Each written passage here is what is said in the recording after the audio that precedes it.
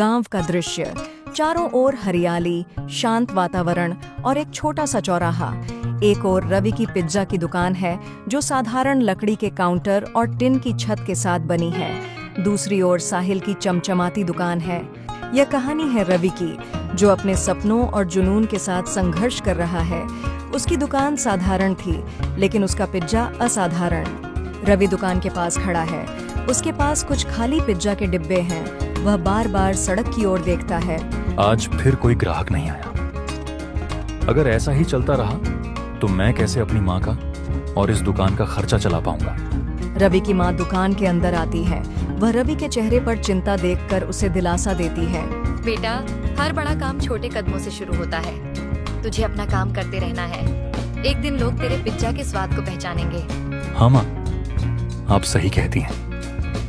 मैं अपना सर्वश्रेष्ठ दूंगा। रवि पिज्जा बनाने की तैयारी करता है। वह सामग्री को बड़े ध्यान और सफाई से संभालता है। वह अपने पिज्जा में ताजगी और मेहनत का पूरा समावेश करता है। दृश्य बदलता है। साहिल की दुकान पर भीड़ लगी हुई है। उसकी दुकान में चमचमाती लाइटें, कांच की दीवारें और आकर्षक सजावट है। रवि की दुकान के ठीक सामने साहिल की दुकान थी। उसकी दुकान दिखने में शानदार थी, लेकिन उसके पिज्जा का स्वाद साधारण था। फिर भी लोग उसकी दुकान पर आते थे, क्योंकि वे बाहरी दिखावे को अधिक महत्व देते थे। साहिल अपने ग्राहकों से बात कर रहा है। वह खुद को गांव का सबसे अच्छा पिज्जा विक्रेता बताता है। मेरे पिज्जा को हर कोई पसंद करता है, और वह रवि, उसकी दुकान तो देखने लायक भी नहीं है। लोग वहां से खाना भी नहीं चाहते। ग्राहक हंसते हैं और साहिल का पिज्जा ऑर्डर करते हैं। सही कहा साहिल भाई, रवि की दुकान को देखकर ही भूख मर जाती है। साहिल गर्व से हंसता है, लेकिन उसकी हंसी के पीछे यह डर छिपा है कि एक दिन लोग रवि के पिज्जा का स्वाद जान जाएंगे। दृश्य बदलता है। बारिश हो रही है। रवि की दुकान की छत से पानी टपक रहा है। वह जल्दी जल्दी पिज्जा के डिब्बों को बचाने की कोशिश करता है। तभी एक ग्राहक दुकान के पास रुकता है। भाई, एक चीज पिज्जा देना। जी साहब, अभी बनाता हूँ। रवि पिज्जा बनाने में जुट जाता है। वह ताज़ी सामग्री और अपने खास मसालों का उपयोग करता है।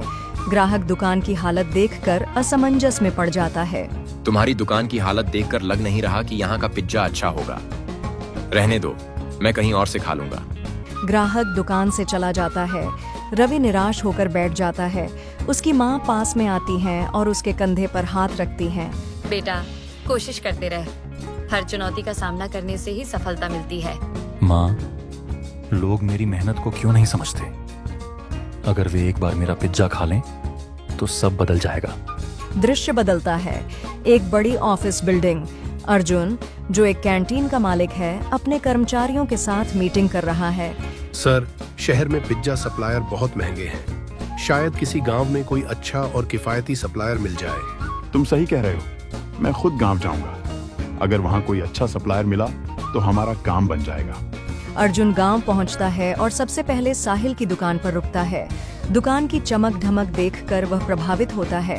मुझे हर दिन 20 पिज्जा चाहिए। क्या आप यह कर सकते हैं? जी साहब, आप मुझ पर भरोसा कर सकते हैं। अगले दिन साहिल जल्दी जल्दी 20 पिज्जा तैयार करता है। पिज्जा अधपके और सूखे होते हैं।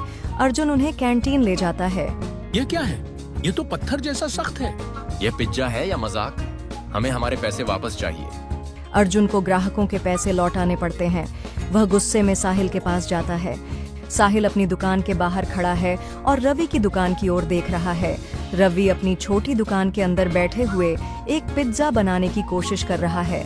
साहिल के पास कुछ ग्राहक खड़े हैं, जो रवि की दुकान को देखकर हंसी मजाक कर रहे हैं। अरे भाई, वो देखो, रवि अपनी दुकान में क्या कर रहा है। पिज्जा बनाना तो छोड़ो, उसे पहले अपनी दुकान की सफाई करनी चाहिए। उसकी दुकान तो ऐसे लगती है जैसे कबाड़ का गोदाम हो। सही कह रहे हो साहिल भाई। रवि की दुकान देखकर कोई उसका पिज्जा खाने के बारे में सोच भी नहीं सकता। सच में उसकी दुकान का हाल देखकर लगता है कि वहाँ पिज्जा नहीं, धूल और मच्छर मिलते होंगे। साहिल और जोर से हंसता है। रवि अपनी दुकान के अंदर से उनकी बातें सुन रहा होता है। उसका चेहरा थोड़ा उदास हो जाता है, लेकिन वह चुप रहता है और अपना काम करता रहता है। मुझे तो लगता है कि रवि को यह दुकान बंद कर देनी चाहिए।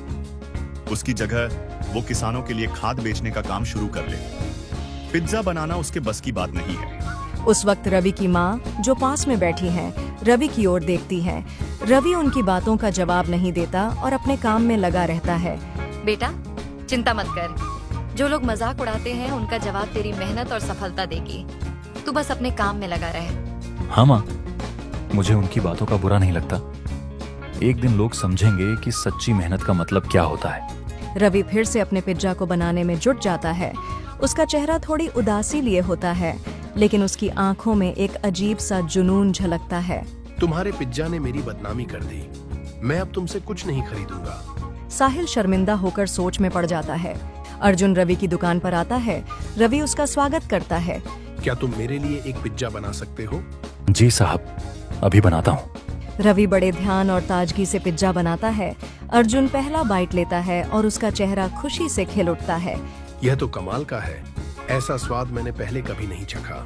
धन्यवाद साहब। मैं हमेशा अपने पिज्जा को ताज़ा और स्वादिष्ट बनाने की कोशिश करता हूँ। मैं तुमसे हर दिन 20 पिज्जा खरीदना चाहता हूँ। हम मुनाफे का आधा हिस्सा साझा करेंगे। ये तो मेरे लिए सपने जैसा है। धन्यवाद साहब। रवि अब हर दिन अर्जुन के लिए पिज्जा बनाता है। कैंटीन में ग्राहकों की भीड़ रहती है। ये पिज्जा तो लाजवाब है। ऐसा पिज्जा हमने पहले कभी नहीं खाया। दृश्य बदलता है। रवि की दुकान अब साफ सुथरी और आकर्षक हो गई है। गांव के लोग भी उसकी दुकान पर आने लगे हैं। बेटा, मैंने कहा था ना, मेहनत का फल जरूर मिलता है। हाँ माँ, यह सब आपकी दुआओं और मेरे ग्राहकों के भरोसे से ही हुआ है। रवि की मेहनत और लगन ने आखिरकार उसे वह मुकाम दिलाया जो उसका सपना था। उसकी दुकान, जो कभी खाली रहती थी, अब ग्राहकों से भरी हुई है और उसके पिज्जा का स्वाद अब गांव की शान बन चुका है। अर्जुन के साथ साझेदारी ने रवि को एक नई पहचान दी और उसका पिज्जा अब सिर्फ एक खाना नहीं, बल्कि उसकी मेहनत और जुनून की मिसाल बन गया है।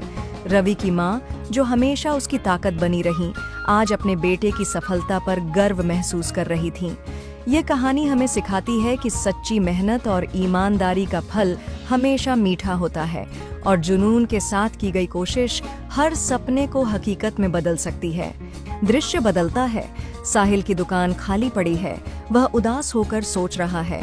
मैंने रवि का मजाक बनाया, लेकिन उसकी मेहनत और ईमानदारी ने उसे जीत दिलाई। यह कहानी हमें सिखाती है कि मेहनत, ईमानदारी और लगन से हर बाधा को पार किया जा सकता है। सच्चे प्रयास कभी व्यर्थ नहीं जाते। अपने सपनों पर भरोसा रखें और मेहनत करते रहें। सफलता आपके कदम चूमेगी।